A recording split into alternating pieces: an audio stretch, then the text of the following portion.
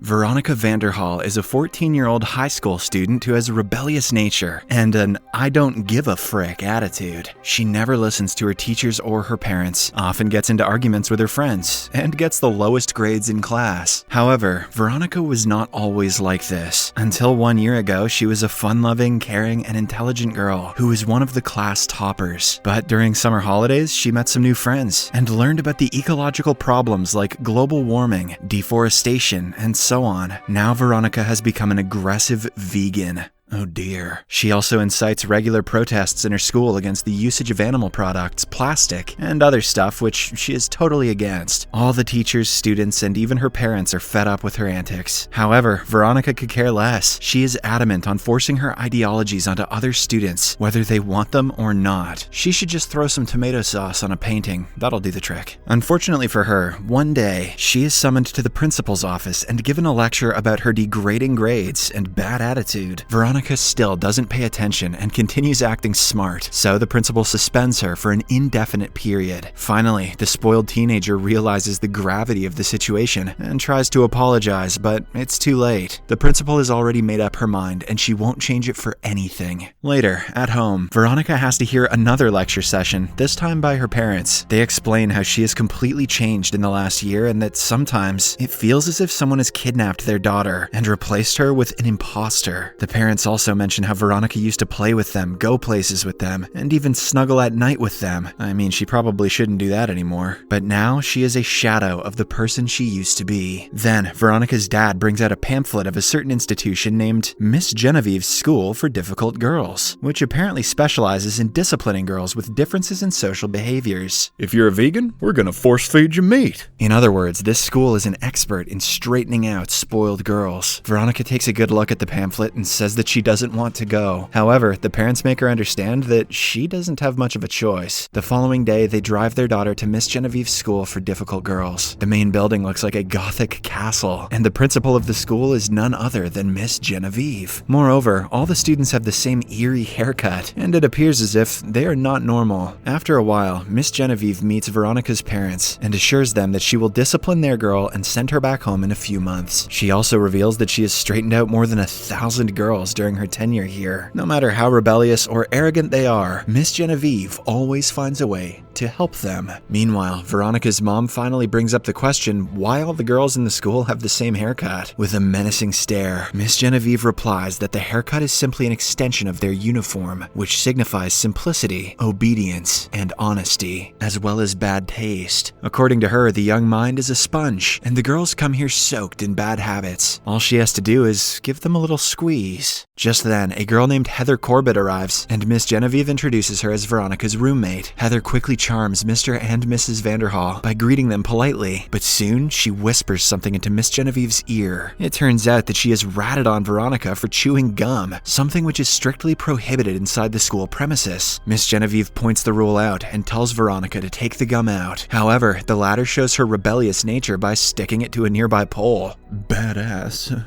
After a while, Veronica's parents depart and Heather escorts her to their room. It is a dark and gloomy looking room which consists of only 2 beds, a table, and an alarm clock. As Veronica is unpacking, Heather politely offers to help, but gets declined. Veronica then chastises her for ratting her out earlier. She also asks Heather to cut the act, as their creepy principal is not here anymore. However, to her surprise, Heather mentions that she is just following the rules, and that she will continue doing so until they are inside the school premises. Weirded out by her behavior, Veronica aims to relax by listening to some music on her MP3 speaker, but even this time, Heather intervenes. She quickly turns off the speaker and warns Veronica that music is not allowed here. Before leaving, she also says that Mr. Welch will be giving her a new haircut soon. Something about that sounds so gross. The next morning, Veronica is woken up sharp at 5 a.m. by a combination of the alarm clock and Heather. Still sleepy, she gets dressed in her school uniform and heads to the canteen, where all the girls are enjoying their breakfast and chattering. The strange thing is that none of them are shouting and laughing like normal girls their age would normally do. They also appear to be dull and lethargic, almost as if they are robots. Meanwhile, Veronica goes to the counter for some food, but learns that they only serve sausage and bacon.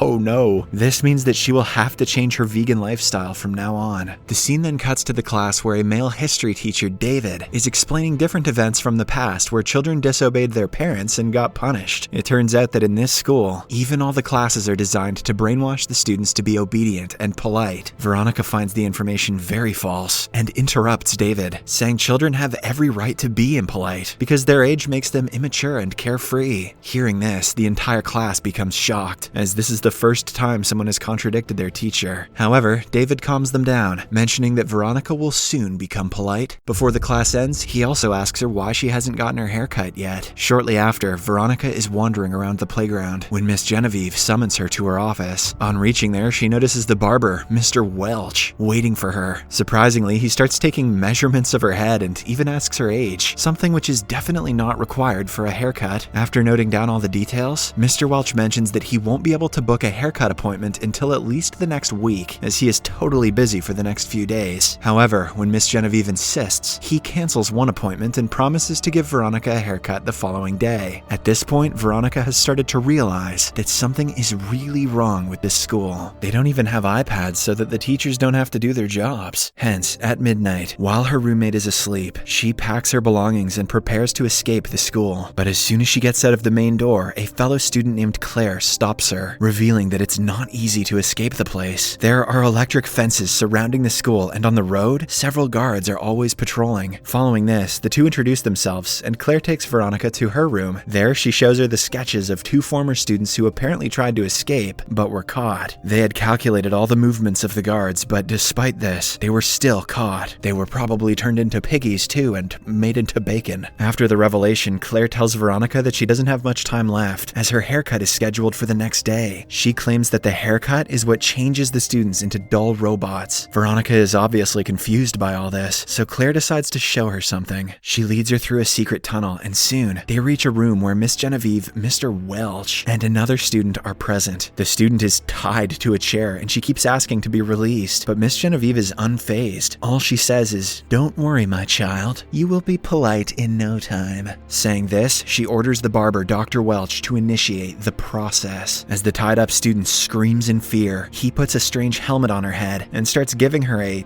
haircut. After a while, her hairstyle is changed, and so is her behavior. The girl, who was rebellious, arrogant, and rude just a few minutes ago, has now become calm and polite. Veronica, who is watching from a distance with Claire, finally understands how the students are straightened out here. She does? That tech makes no sense. Meanwhile, Claire reveals that she fractured her head when she was a child, and a metal plate had to be put inside her head as a precaution. This plate apparently saved her from turning into one of those dull students when she got a haircut last year. Later, as the two continue talking, Claire mentions the reason why she doesn't want to escape. She and her sister both arrived at the school on the same day, but only she retained her sanity. Now, if she leaves alone, she fears that Miss Genevieve will harm her sister. Hearing all this, Veronica promises to come up with a plan to release all the students from the spell that is constricting them. The following morning at the canteen, she tries to encourage the students to be rebellious by whistling, but ends up getting reprimanded by Miss Genevieve. During their conversation, Veronica accidentally reveals that she and Claire witnessed the haircut session of a fellow student. This angers Miss Genevieve, and she promises to change Veronica for good in the evening. A few hours later, a scared Veronica rushes to her only friend Claire's room, only to find out that she has gotten a brand new haircut. It turns out that after Veronica inadvertently revealed that they were spying on Mr. Welch the other night, Miss Genevieve approached Claire, removed the metal plate from the head, and gave her another haircut. Now she is emotionless and dull like all the other students. With this, Veronica's only hope of escaping the wretched school is gone. Feeling sorry for herself instead of feeling guilty for getting her only friend lobotomized. Classic Veronica. Later, she lies in her bed, waiting for Miss Genevieve to take her away and change her forever. Meanwhile, her roommate Heather arrives and mentions that it's supper time, so they should go. However, Veronica is in no mood. Instead, she starts talking about her childhood days, where she used to be happy and didn't care a bit about what was happening in the world. She then asks Heather about what it's like to live a boring and controlled life, but as expected, the latter doesn't understand a word she is saying. Despite this, Veronica decides to give her roommate a parting gift. She brings out her MP3 speaker and hands it to Heather, who is speechless throughout the encounter. In the background, some static noises can be heard, implying that Heather is trying to recall her past memories. Suddenly, she presses a button on the speaker speaker, and a pop song starts playing. Heather feels excruciating pain in her ears, but after a while, she calms down. Surprisingly, she has regained her sanity and all the memories that she had before the haircut. In fact, she doesn't even remember how she ended up in this school. This makes Veronica very happy, as she has finally found an antidote to cure the sick students. Holy crap, Nicki Minaj is good for something. Hence, without wasting any time, she starts plotting something with Heather. After a while, she goes to Miss Genevieve's office and mentions that she is ready for the haircut.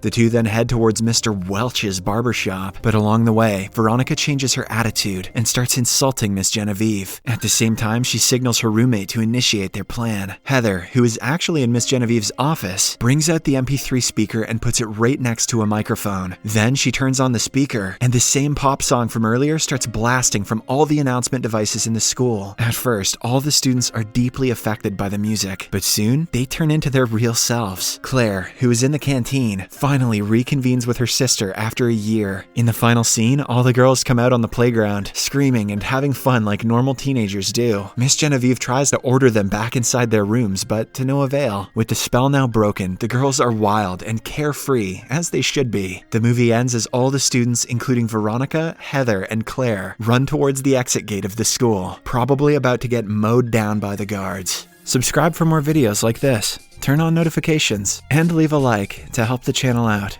Thank you for watching.